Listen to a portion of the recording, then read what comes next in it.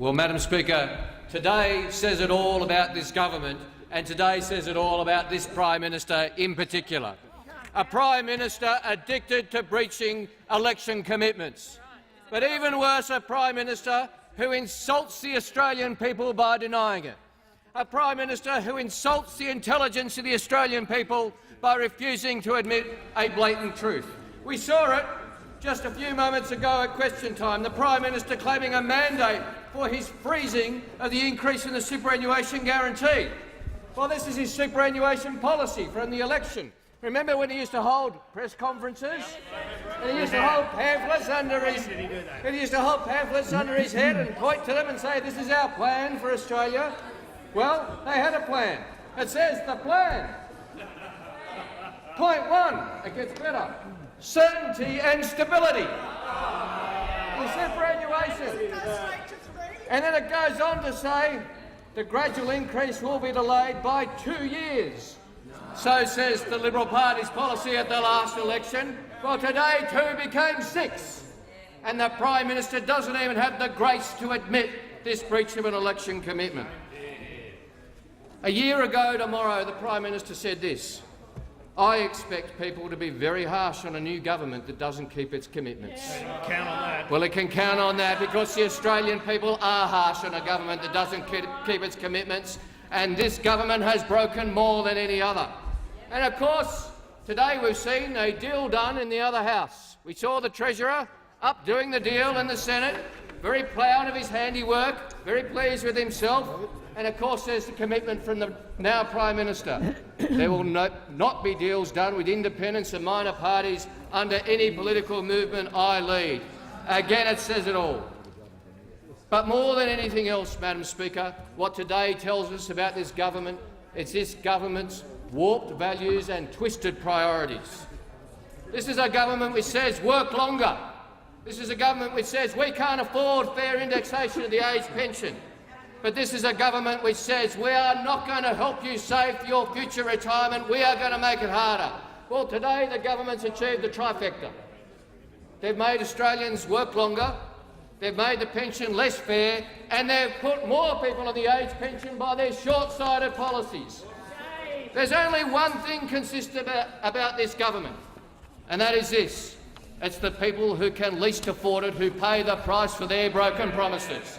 It's Australia's low and middle income earners who pay the price for their breach of commitment.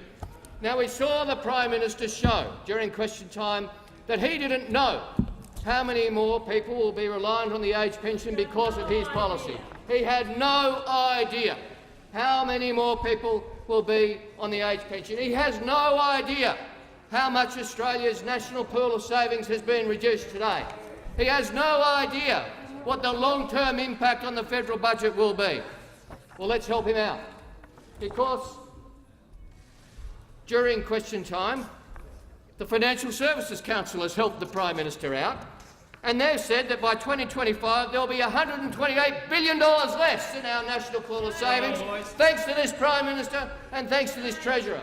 The Treasurer, who puffs himself up to full height, beats his chest and lectures Australians that they should work longer than anybody else in the world, that they should have a less fair pension, they should have a pension which is not indexed fairly and properly.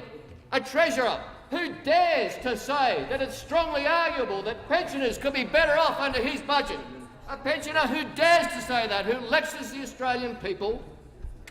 He has made, by his actions, Australia's working population $128 billion worse off by 2025. That's the only thing consistent about this government.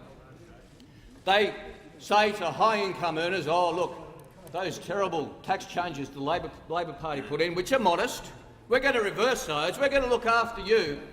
But for low-income earners, for people under $37,000, some of whom might even drive a car, for those people, we are going to give you zero tax concession for your future. You commit no crime other than work hard, but we are going to give you nothing. And I'd say this, Madam Speaker, the vast majority of those low-income earners, those people in Australia's factories, those cleaners, those people in manual labour, those people, the vast majority of them are women. who deserve a chance to save for their future through superannuation and to receive some modest tax breaks for doing it. But this government just doesn't get it. They don't understand the impact of their own policies. They certainly don't understand the impact of their values and their twisted priorities. And they certainly don't understand the impact of their budget on Australians. But, Madam Speaker, there's just one more reason why today says it all about this government. We all saw yesterday the farce of the government introducing a bill into the House with no speech. The bill with no speech. The government forgot to explain to the House what they were voting on. And there was a clause in that bill yesterday which said the Treasurer should have the ability to change the superannuation guarantee rate himself, not come back to the Parliament. We pointed that out to the House when we eventually got the bill. But I can report to the House it lasted less than 24 hours, because even the government acknowledged the error of their ways, and now they haven't done that. So this is calm, methodical government from this government of grown-ups. They've had 3 positions on superannuation in the last 24 hours. The last one just negotiated in the Senate. I wonder how long the Cabinet meeting went to discuss that one. Because we were told, of course, by the Prime Minister, the main commitment I want to make tonight, this is on the 22nd of June 2010, the main commitment I want to make tonight is to restore Cabinet government. As a general rule, all significant government decisions should be considered by Cabinet before they are announced, rather than subsequently presented as done deals. We hear a lot about methodical, calm government, don't we, from this government? We hear a lot about it, but we don't see a lot of it. They've adopted 3 positions in 24 hours on a matter of some importance to the Australian people. Australia's retirement incomes. A matter which actually counts to Australians. A matter that actually counts to Australians who are saving for their retirement, who actually care about their future. They want to know that this government's got a plan. Well, they do have a plan, apparently. In fact, they've got 3. And we've seen them all over the last 24 hours. But today is the worst. Today's is the worst, because they have frozen the increase in the superannuation guarantee for 6 years. And as the Leader of the Opposition said, they've got form. They've got form. This is what Liberals do, because Liberals don't believe in working people having the ability to save for their future. Liberals don't believe in working people receiving some modest assistance to do so. Liberals won the 1996 election promising to increase the superannuation guarantee. They won the 2013 election promising to increase the superannuation guarantee. And what we've found is another point of consistency, breaching their promises on superannuation.